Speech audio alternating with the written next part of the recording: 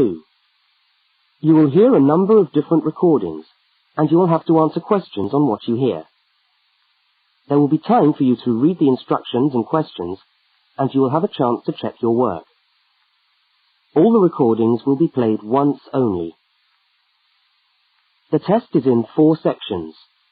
Write all your answers in the listening question booklet. At the end of the test, you will be given 10 minutes to transfer your answers to an answer sheet. Now turn to section 1 of your question booklet.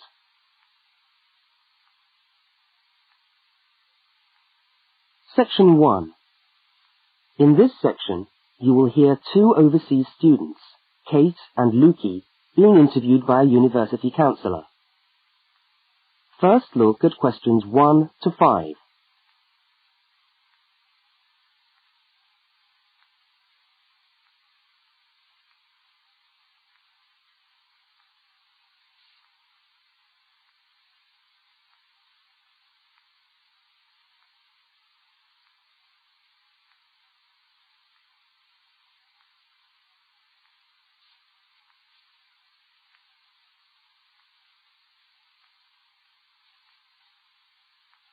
You will see that there is an example which has been done for you. On this occasion only, the conversation relating to the example will be played first.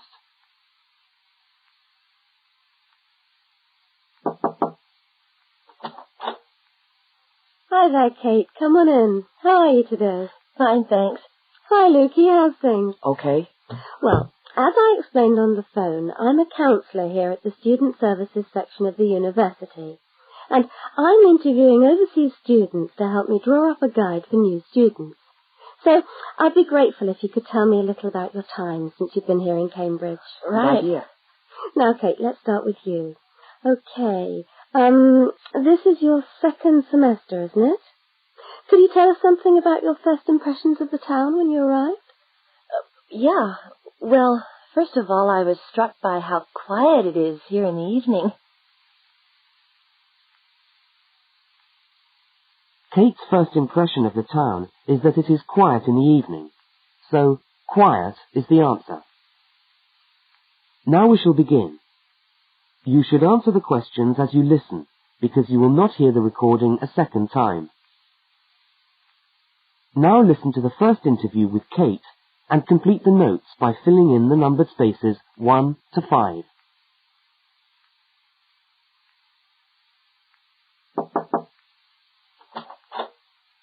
Hi there, Kate. Come on in. How are you today? Fine, thanks. Hi, Lukey. How's things? Okay.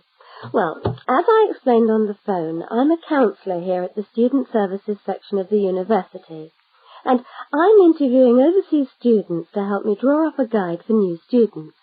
So I'd be grateful if you could tell me a little about your time since you've been here in Cambridge. Right. Good idea. Now, Kate, let's start with you.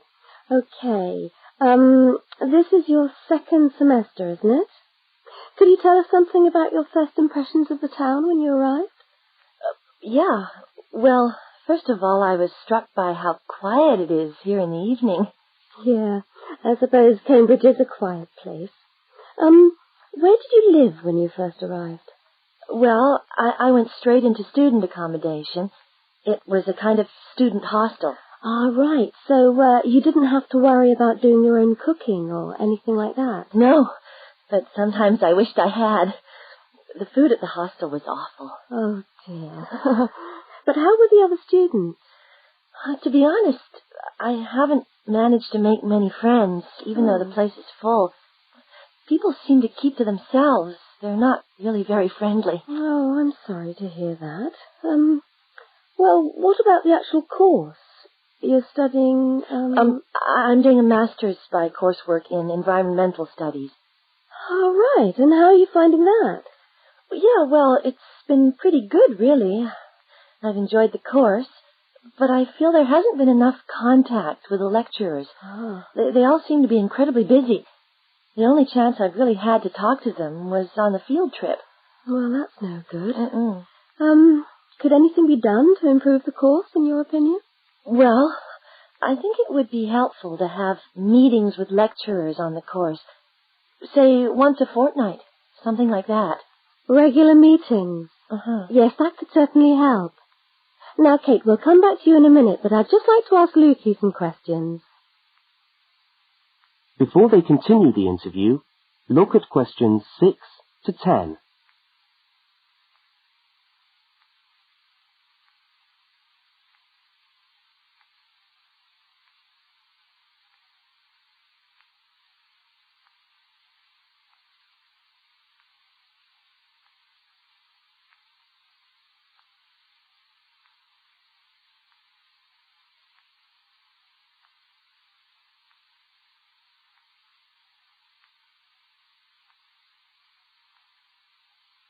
As you listen to the rest of the interview, complete the notes. Lukey, where are you from? I am from Indonesia. And how did you find Cambridge when you first arrived? Well, I like it here. I think the city is very beautiful. What about your accommodation? Was that okay? Yes, okay. At first, I stayed with a family for 3 months. They were very kind to me, but they had 3 young children, and I found it difficult to study. Right, I see. So after 3 months, I moved out, and now I live with 2 other students in a student house. It's much cheaper, and we like it there. Good. And what about your studies? What are you studying? I'm doing a Bachelor of Computing. Computing, I see.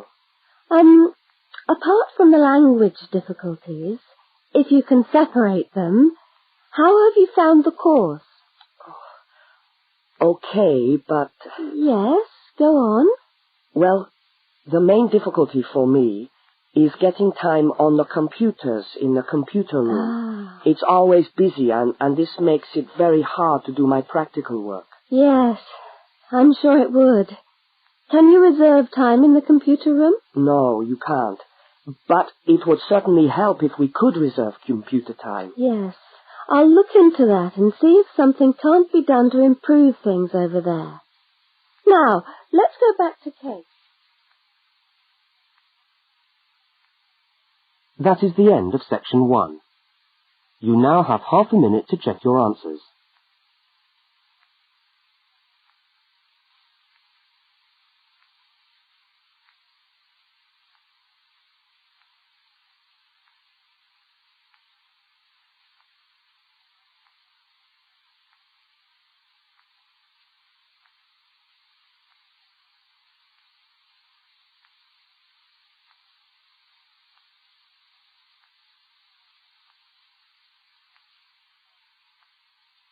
Now turn to section 2.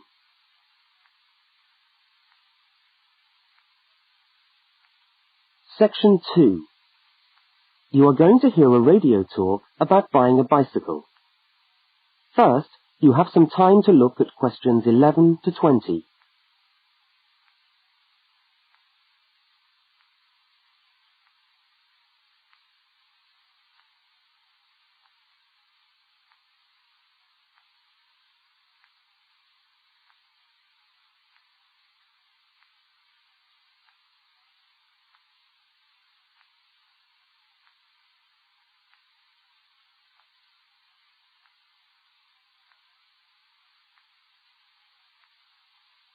Now listen to the first part of the talk and complete the notes by filling in the numbered spaces 11 to 20. Well, last week we talked about buying camping equipment, and today I'd like to talk to you about buying a bicycle. A simple enough exercise, you might imagine, but there are lots of things to look out for to make sure you get the best deal for your money. Well, the range of bicycles is enormous. There are racing bikes, touring bikes, mountain bikes, or just plain ordinary bikes for riding around town. They vary enormously in 2 basic ways: price and quality. This means that the choice you make will probably be determined by the amount of money you want to pay, your own personal needs, what is actually available, or a compromise of all 3 things. However, in broad terms, you can spend anything from $50 to $2,000 on a bike, so you'll need to know what you're looking for. Single-speed cycles, that is bikes with no gears, are really only suited to short, casual rides. Their attraction is their simplicity and reliability. After years of neglect, they still manage to function, though not always too efficiently. If it's basic transport you're after, then you can't go wrong. 3-speed cycles, on the other hand, are all that is really necessary for most town riding, going to the shops and things like that. Like the single-speed bike, they're simple and reliable. If you are going to be going up and down lots of hills, then you'll probably want something more efficient. 5 and 10-speed bicycles are best suited to riding over long distances or hilly terrain and to serious touring. So if it's serious touring you're interested in, get a 5 or 10-speed bike. However, it's worth remembering that the difference in price between a 5 and 10-speed cycle is usually very little, and so it's well worth paying that little bit extra to get the 10-speed one. So I would tend to recommend the 10-speed bike as the price is similar. However, you'll be getting better quality components. Now the next thing we need to look at is size. Buying a cycle is like buying clothes. First of all, you find the right size, and then you try it on to see if it fits. Contrary to what you might imagine, the size of the cycle is not determined by the size of the wheels, except in children's cycles, but by the size of the frame. So you'll need to measure the length of your legs and arms to get a frame that is the right size for you. Well, that's all from Helpful Hints for today. That is the end of section 2. You now have half a minute to check your answers.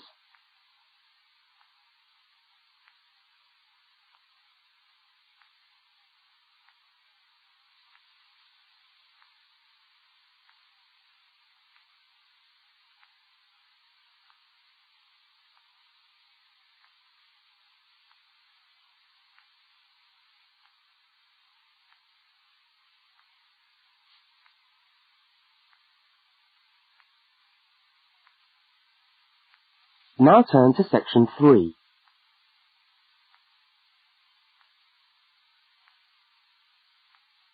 Section 3. In this section, you will hear a conversation between two students, Fiona and Martin, talking about a tutorial topic. First, look at questions 21 to 24.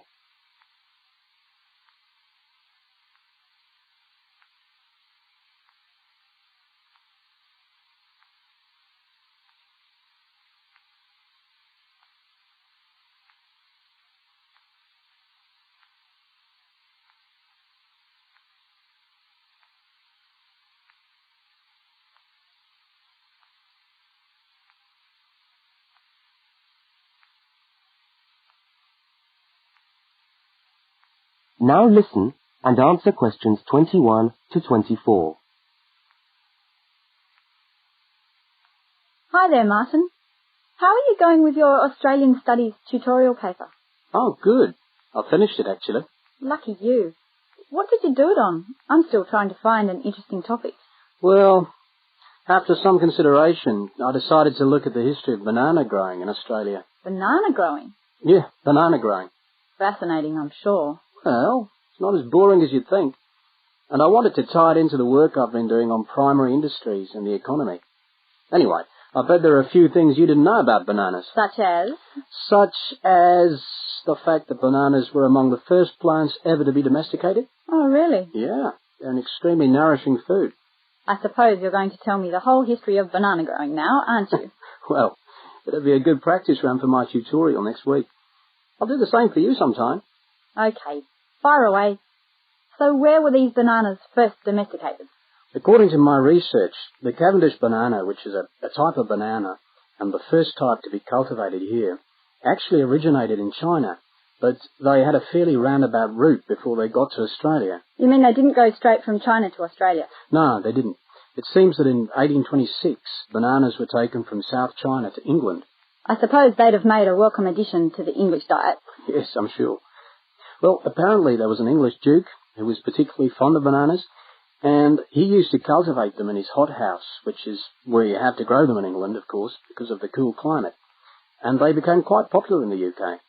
So he was the one responsible for cultivating the Cavendish banana, which was then introduced into Australia. I see, and we've been growing them ever since. Yeah. Now look at questions 25 to 32.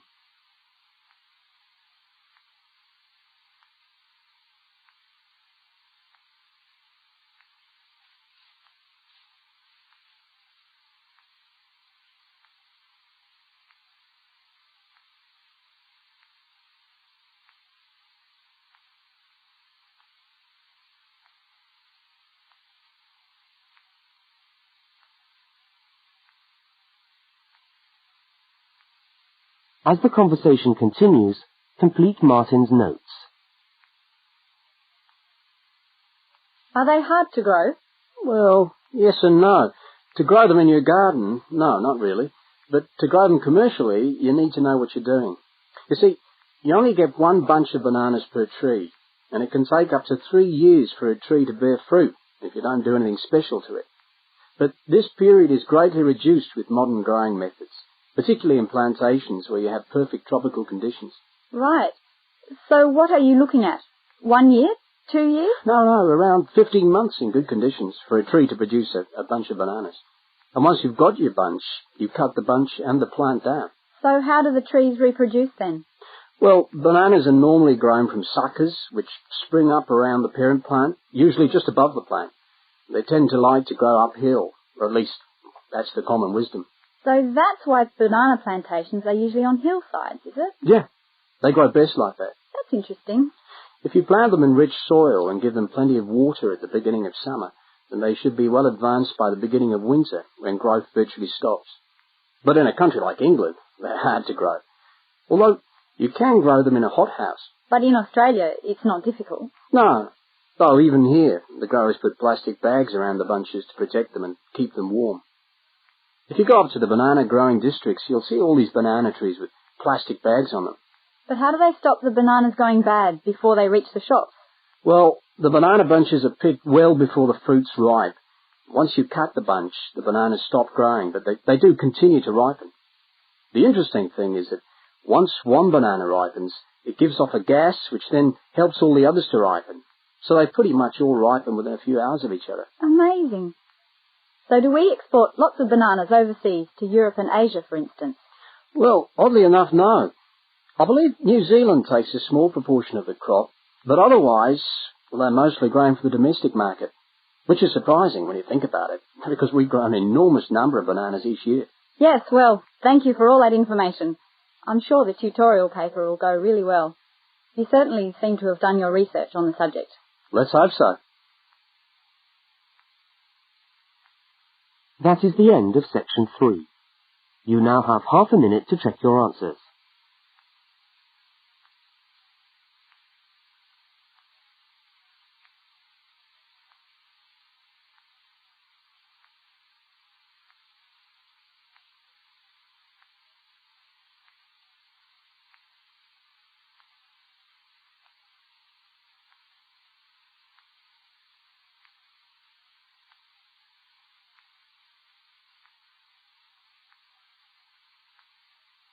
Now turn to section 4.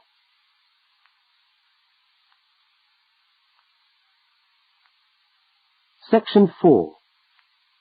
You are going to hear part of a public lecture for new students. First, look at questions 33 to 35.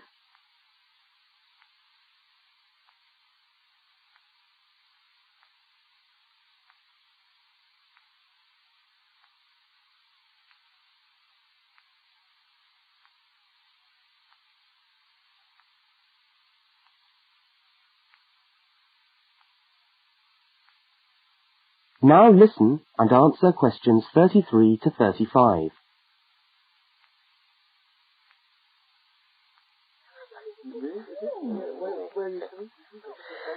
Good morning everyone, and welcome to our regular lecture on health issues. This series of lectures is organised by the Students' Union and is part of the Union's attempt to help you, the students of this university, to stay healthy while coping with study and social life at the same time. So, it's a great pleasure for me to welcome back Ms. Diane Greenbaum, who is a professional dietitian and who has been kind enough to give up her time in what I know is a very hectic schedule to come along and talk to us today. Thank you. Thank you very much, John. May I say it's a pleasure to be back. Now, stresses at university, being away from home and having to look after yourselves, learning your way around the campus, all contribute to making it quite hard sometimes to ensure that your diet is adequate. So, today, I'm going to talk about ways of making sure that you eat well, while at the same time staying within your budget.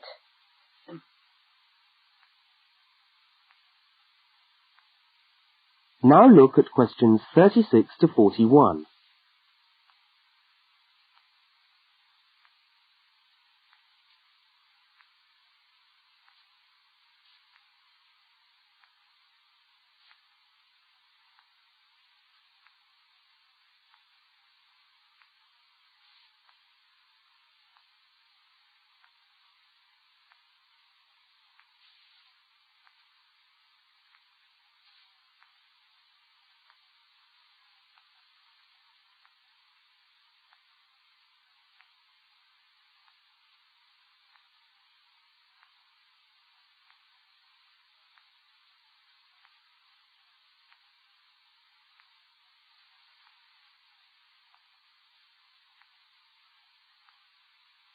As you listen to the second part of the lecture, complete the notes and diagram in the spaces provided.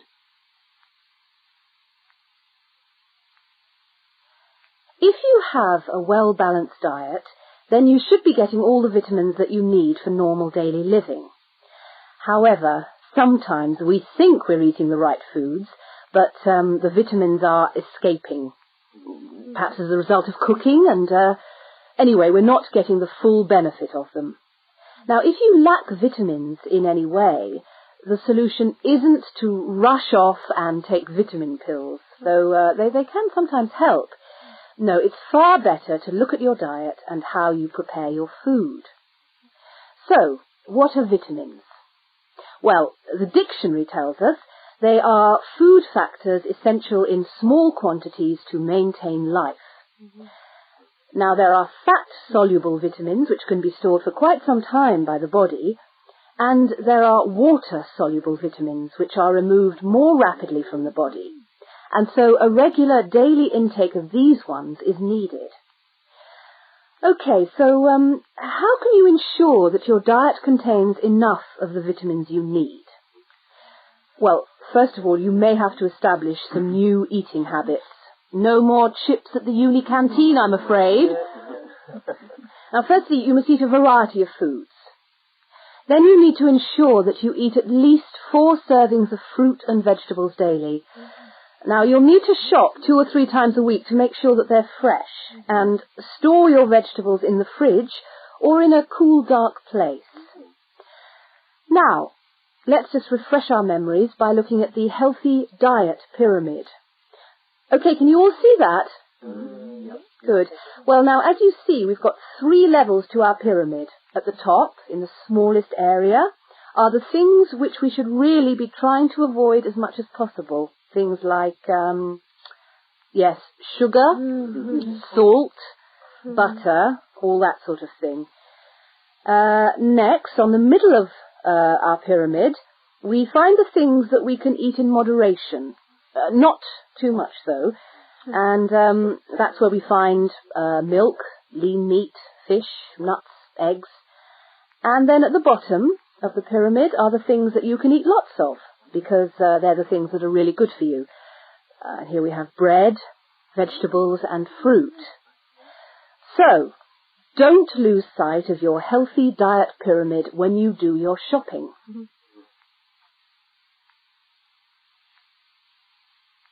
That is the end of section 4. You now have half a minute to check your answers.